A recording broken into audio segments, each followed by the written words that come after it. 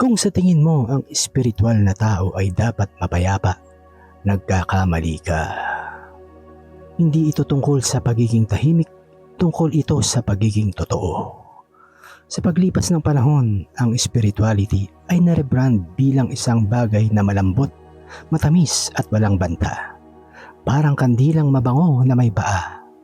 Iniisip ng mga tao na kapag spiritual ka, dapat kalmado ka palagi, banayad, walang hanggan ang pasensya, mahina ang boses, laging mapagpatawad, hindi kailanman natitinag, hindi kailanman nagagalit. Pero hindi iyon ang tunay na spirituality. Iyon ay package, iyon ay performative. At sa totoo lang, nakakainsulto iyon sa lalim ng karanasan ng pagiging tao. Ang tunay na spirituality ay hindi kapayapaan. Ito ay kapangyarihan. Ang totoong spiritual na gawain ay hindi ka ginagawang mas tahimik, ginagawa ka nitong mas malinaw, hindi ka nito ginagawang passive, ginagawa ka nitong hindi matitinag. Ang mga spiritual na tao ay hindi mapayapa dahil takot sila sa conflict. Mapayapa sila dahil pumasok na sila sa apoy ng maraming beses hanggang sa hindi na sila kontrolado ng takot. Hindi tinatanggal ng spirituality ang iyong damdaming pantao. Pinahihigpit at pinapatalas nito ang mga iyon. Sinasabi ng iba, bakit ka masyadong outspoken? Hindi ka ba spiritual? Bakit ka naglalagay ng boundaries? Hindi ba masama iyon? Bakit ka galit? Hindi ba dapat kalmado ka? Hindi. Hindi binubura ng spirituality ang apoy mo. Tinuturuan ka nitong itutok ito ng tama. Ang isang spiritual na tao ay maaaring umiyak, manginig, makaramdam ng galit, makaramdam ng matinding heartbreak. Pero sa halip na ilabas ito sa maling paraan, pinoproseso nila ito, inuunawa at ginagawang gasolina. Hindi ka ginagawang hindi spiritual ng emosyon. Ang pag-iwas ang gumagawa niyan.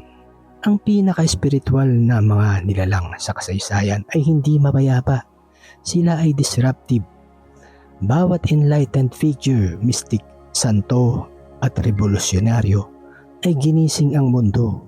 Hinamon nila ang mga sistema, ego, kawalan ng katarungan at ilusyon.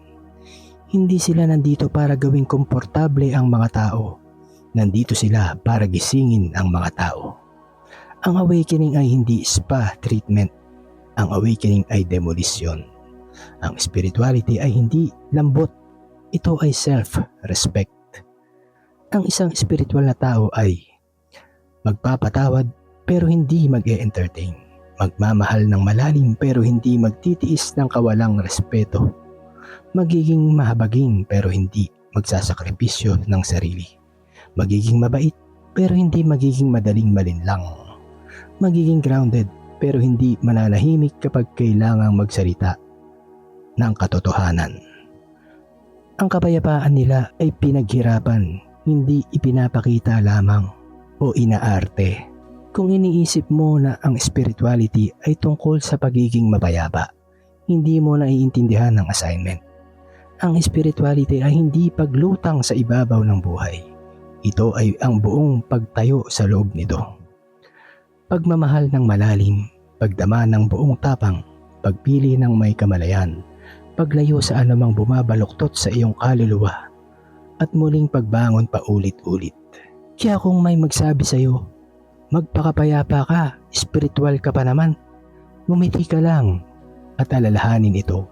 Ang sukat ng iyong spirituality ay hindi kung gaano ka kahina magsalita, kundi kung gaano ka katapang mamuhay sa iyong katotohanan.